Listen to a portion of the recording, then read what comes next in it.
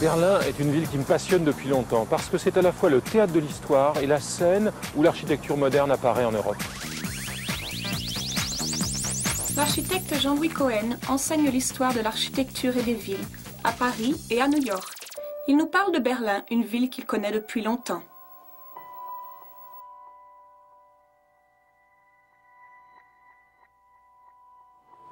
Je me souviens de Berlin en juillet 1961. J'avais pris cette photo de la porte de Brandebourg et on pouvait passer à travers. La place était vide. Quelques semaines à peine plus tard, le mur était construit et ce passage au travers de la porte serait impossible pendant 38 ans. Berlin est une ville très jeune en Europe. Inutile de chercher des colonnes romaines, on n'en trouvera pas. Ce qui se passe sur ce site de la Spree, cette rivière assez plate, c'est que finalement deux villes sont créées au début du XIIIe siècle. L'une s'appelle Berlin, l'autre s'appelle Köln. Et puis toute une série de faubourgs vont suivre de chaque côté de la rivière. Le tournant décisif, c'est quand le duc de Hohenzollern devient électeur de Brandebourg en 1425. Il s'installe à Berlin, qui prend le statut de ville de résidence et qui va se développer considérablement, notamment au XVIIIe siècle avec la création de cette grande avenue qu'est Unter den Linden, de cet axe nord-sud fondamental que sera la Friedrichstraße, et surtout avec la délimitation de la ville par un mur d'enceinte dont la porte de Brandebourg est la dernière entrée. Une promenade avec Jean-Louis Cohen en 5 époques, qui commence par le Berlin des rois de Prusse au début du XIXe siècle. Unter den Linden, embellie avec ses édifices baroques, est devenue l'avenue prestigieuse de la capitale.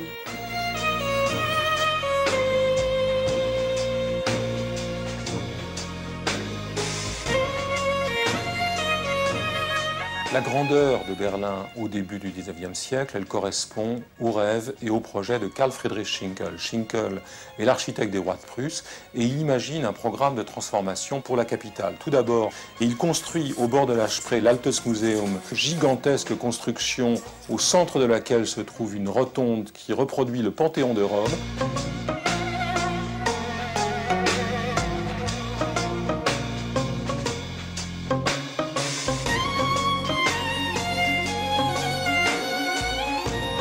Il dessine et construit sur Unter den Linden le corps de garde.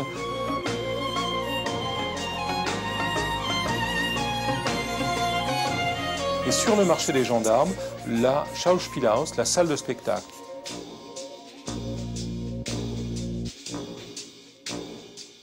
Tous ces éléments construits et ceux qui étaient imaginés par Schinkel avaient un seul horizon, Athènes. Il s'agissait, en deux mots, de créer Athènes sur les bords de la Spree.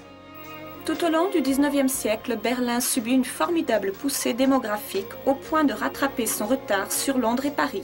La révolution industrielle en marche bouleverse le paysage de la capitale.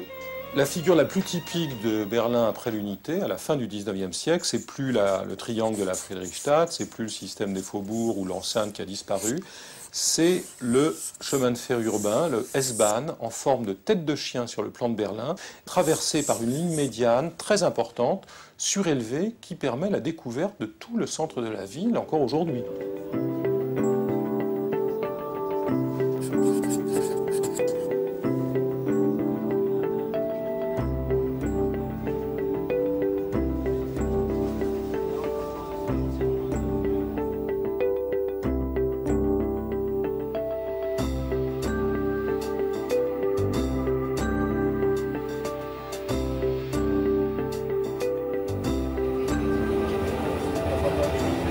Le S-Bahn, c'est aussi une architecture extraordinairement intéressante pour ce qui est des gares, des stations, des rampes, des escaliers. C'est une architecture d'acier, de briques, une architecture parfois de céramique émaillée qui donne un visage unifié à ce réseau qui finalement constitue la seule architecture commune représentant ce grand Berlin dont le destin sera ensuite très complexe.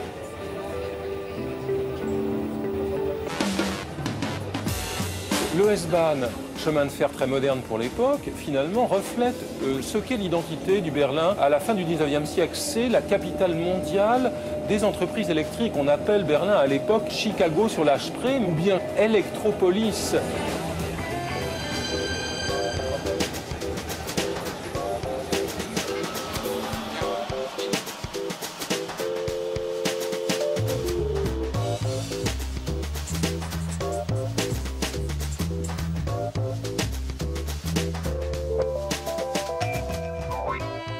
Avant 1914, Peter Behrens construit pour la Heuguet un bâtiment absolument extraordinaire qui est un véritable temple de l'industrie. Ici, l'idée de la grande entreprise industrielle est reflétée par l'hexagone du fronton qui évoque la cellule de la ruche industrielle. Mais l'idée du monument, elle, est portée par le jeu du vitrage qui, sans aucune nécessité constructive, sont inclinés de manière à renforcer le mouvement du bâtiment vers le haut. En 1918, au lendemain de l'abdication de leur empereur Guillaume II, la République de Weimar est proclamée. Pour Berlin commence une période d'expansion urbaine avec une vie culturelle créative qui reste un des épisodes les plus importants de la capitale allemande.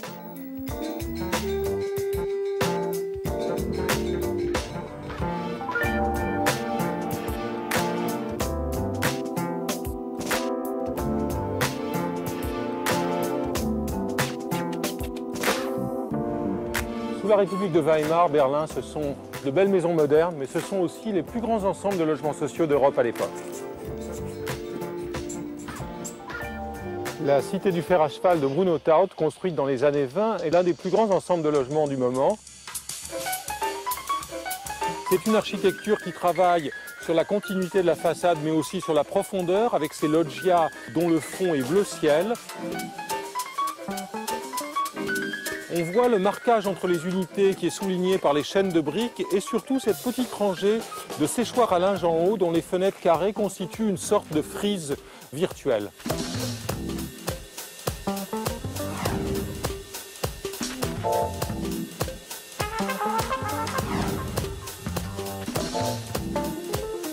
Pour exprimer l'idée de la communauté autonome à l'intérieur de la métropole, Bruno Taut choisit des couleurs incongrues sous le ciel berlinois. Il va les chercher dans les villes de la lagune de Venise, Burano, Torcello, où les habitants les utilisent tous les ans, peignant eux-mêmes leurs maisons pour bien montrer leur adhésion à ce paysage collectif. 1933 marque l'arrivée au pouvoir d'Hitler et la fin de toutes les utopies. Berlin devient alors la capitale d'un Reich destiné à asservir l'Europe entière.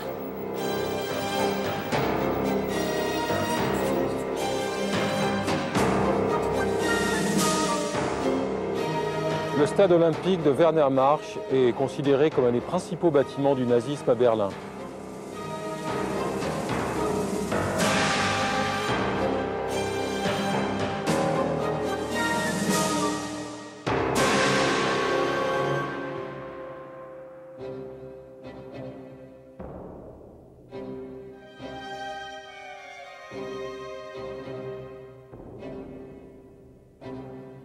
C'est un bâtiment qui représente une des dimensions de l'architecture nazie, cette célébration du classicisme, ce désir d'identifier cette Allemagne qui se voulait millénaire à la Grèce.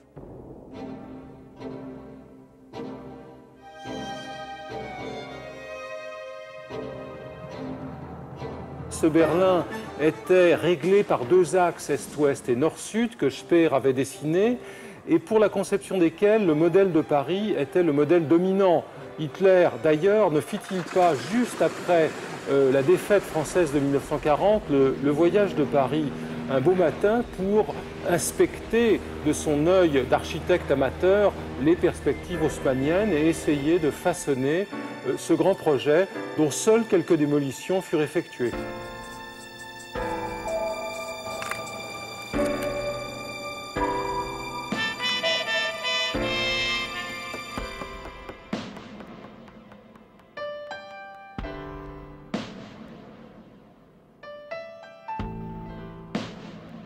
L'aérodrome de Berlin-Tempelhof, construit à la fin des années 30, reflète bien les ambiguïtés, les hésitations et la duplicité de l'architecture construite sous le nazisme. À l'extérieur, une expression monumentale avec une façade plaquée de pierre, et puis à l'intérieur, ces extraordinaires porte-à-faux métalliques.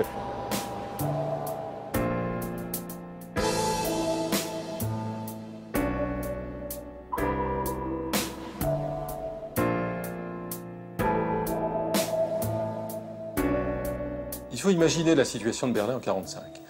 La ville est coupée de l'Allemagne occidentale. Elle est à 150 km de la frontière de la zone occidentale. À l'intérieur de la ville, les secteurs sont découpés. Les Russes occupent largement un tiers de la ville et le quartier monumental du centre. La frontière reste une frontière poreuse. Mais en 1948, le blocus entretenu par les Russes va créer une situation extraordinaire dans laquelle cette ville de Berlin-Ouest devient une véritable île ravitaillée par avion et donc pour laquelle des aéroports comme Tempelhof vont prendre un rôle vital. C'est aussi de ce moment-là que date cette espèce de prise de conscience de Berlin-Ouest comme entité très particulière, comme vitrine du monde libre, entre guillemets, à l'Est.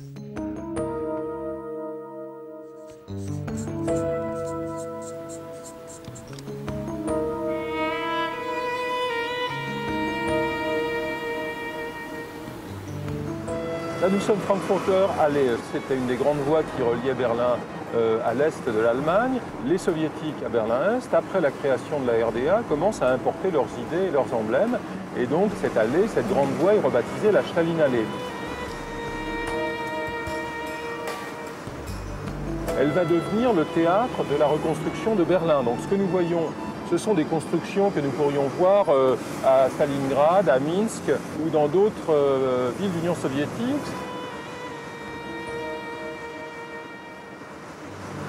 C'est l'idée que ce sont les ouvriers de cette Allemagne de l'Est qui se veut État ouvrier paysan qui vont habiter le centre.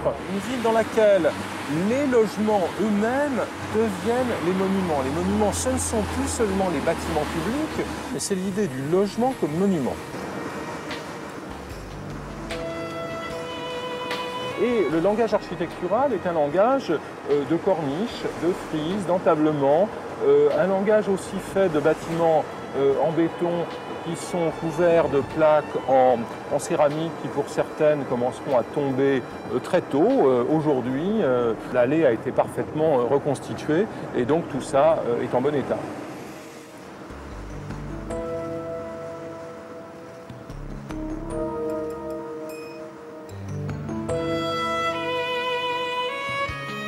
J'ai très bien connu le vieux Henselmann, qui est l'architecte de tout ça. Le vieux Henselmann disait, quand on disait « mais tu fais quand même de la merde », il disait « je dessine aussi bien que je peux et je construis aussi mal qu'on m'en donne les moyens ».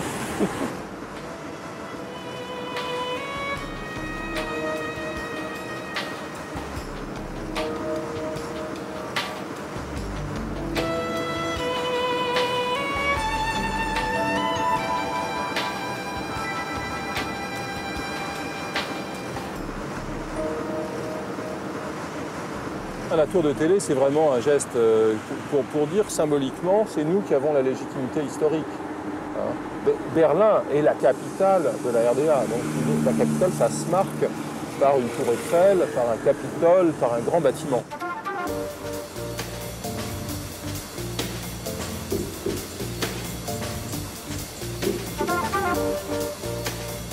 La Stalinallee est à peine terminée qu'à Berlin-Ouest, un autre projet manifeste est lancé, le quartier de la Hanse. Ce quartier qui oppose à la raideur des façades de la Stalinallee un ordre déconcentré de bâtiments implantés dans la verdure.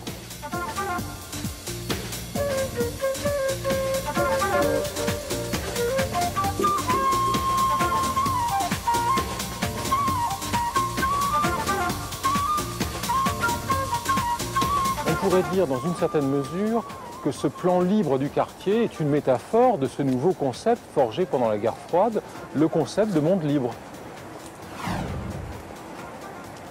Et pour faire cette démonstration, les Berlinois vont chercher Gropius, le fondateur du Bauhaus, qui a émigré aux États-Unis depuis 1937 et qui fait un bâtiment incurvé percé de balcons et assez élégant, et aussi Alvar Aalto, le Finlandais, qui réfléchit à une question très intéressante pour le logement de cette période, qui est d'essayer d'introduire de l'élégance, de la singularité, de la qualité dans un volume extrêmement simple, un volume prismatique tout à fait élémentaire.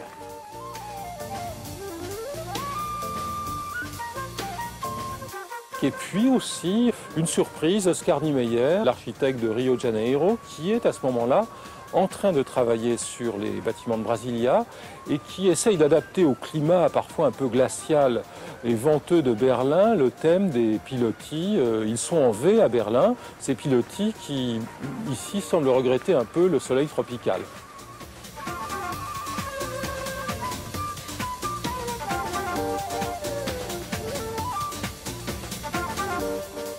Dans ce Berlin divisé, où sont construits à l'est la Stalinallee et à l'ouest le Hansa-Viertel, la limite entre les secteurs est encore très poreuse. Et en 1961, cette limite poreuse que constituait la frontière entre les secteurs devient un problème politique. C'est-à-dire que les citoyens de l'Est qui vont gagner des marques ouest ont un niveau de vie qui détruit complètement le système social de l'Est et qui constitue une menace politique pour le régime communiste de Pankow.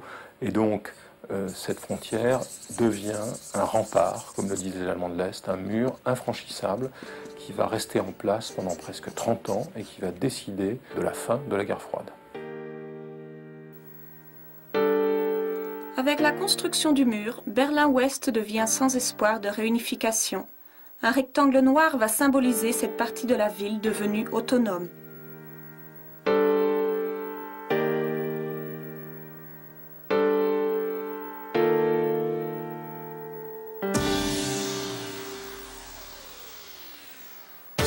La National Gallery est le point de départ d'un vaste chantier de construction contemporaine.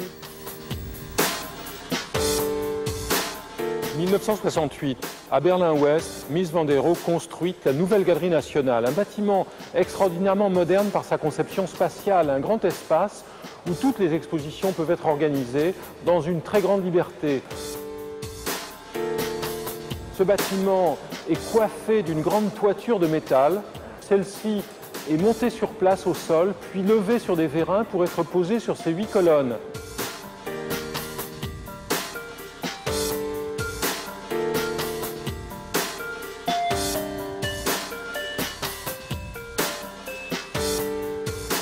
La Galerie nationale de Mies est l'un des 3 bâtiments principaux du Kulturforum et la galerie est complétée par la Philharmonie de Handscharrum, magnifique bâtiment à la toiture dorée et aux espaces intérieurs fluides et organiques, et la nouvelle Bibliothèque d'État qui sera le dernier bâtiment construit par Scharum dans les années 70. Après la destruction du mur et la réunification en 1990, les nouveaux pôles de cette capitale de l'Allemagne réunifiée vont devenir un pôle politique avec le Reichstag et un pôle commercial et un pôle symbolique aussi du pouvoir retrouvé des grandes entreprises sur l'ensemble de l'Allemagne autour de la Potsdamer Platz.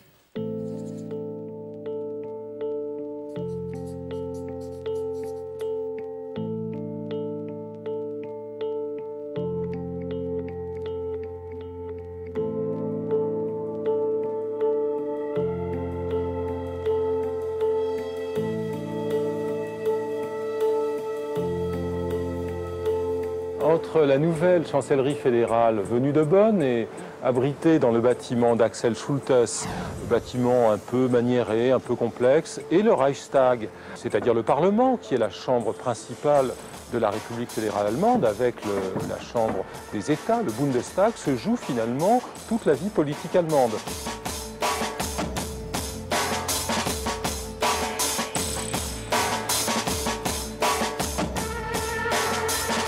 Aujourd'hui, le bâtiment devient un lieu de visite, un lieu de promenade, avec cette coupole que Norman Foster a dessinée, en y intégrant une rampe hélicoïdale qui permet de découvrir progressivement à la fois vers l'extérieur le paysage de Berlin, du nouveau Berlin, et vers l'intérieur le spectacle des parlementaires au travail assidûment à construire le nouvel État.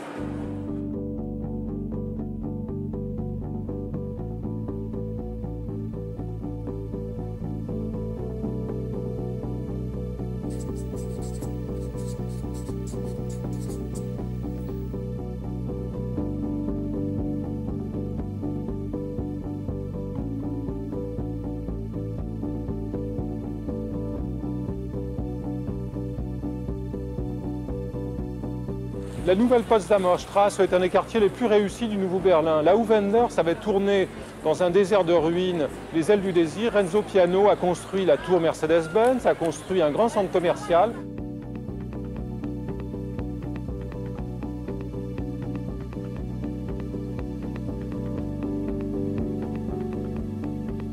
Un quartier au fond tout à fait animé dans lequel les plaquettes de briques de façade donnent une cohérence à des édifices de métal ou de béton et donnent une image assez intéressante d'un Berlin du 3e millénaire dans lequel les textures évoquent parfois celles du Berlin des origines.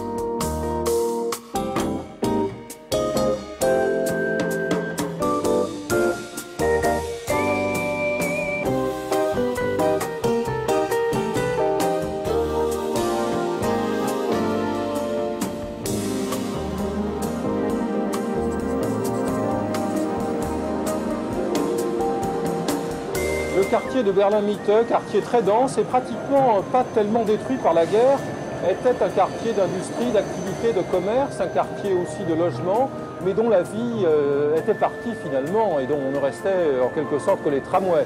C'est un quartier extrêmement vivant le jour et la nuit qui est finalement le premier signe et le plus intense signe du retour de l'urbanité dans le Berlin réunifié.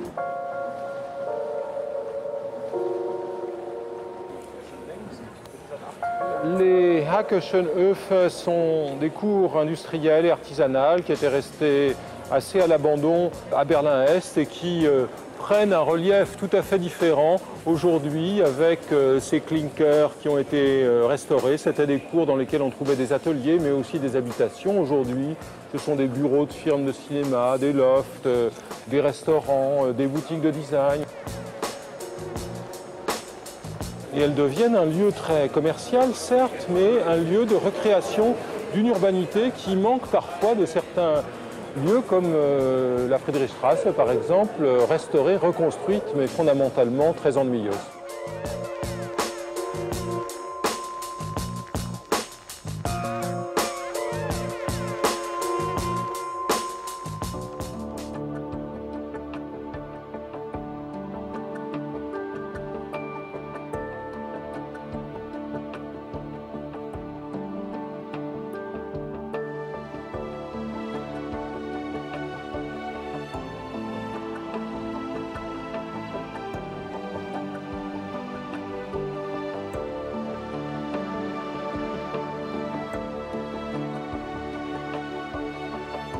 Au petit matin, l'image de densité que donne Berlin la nuit se dissipe, en particulier au centre, sur le terrain vide qui était celui du château détruit en 1950 par l'Allemagne de l'Est.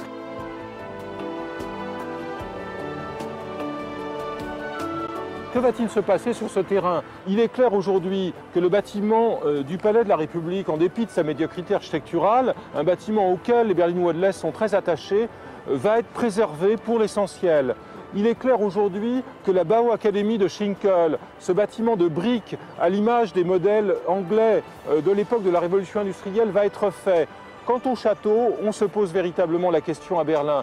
Est-ce que la capitale de la Nouvelle-Allemagne va encore rêver d'être Athènes, va rêver d'être Chicago, d'être Londres, va s'identifier à Paris? Berlin va-t-il regarder sa propre histoire avec les épisodes les plus discutables de cette histoire? Berlin est face à son destin, Berlin est face à elle-même, à son histoire, mais aussi face à son avenir dans ce lieu central.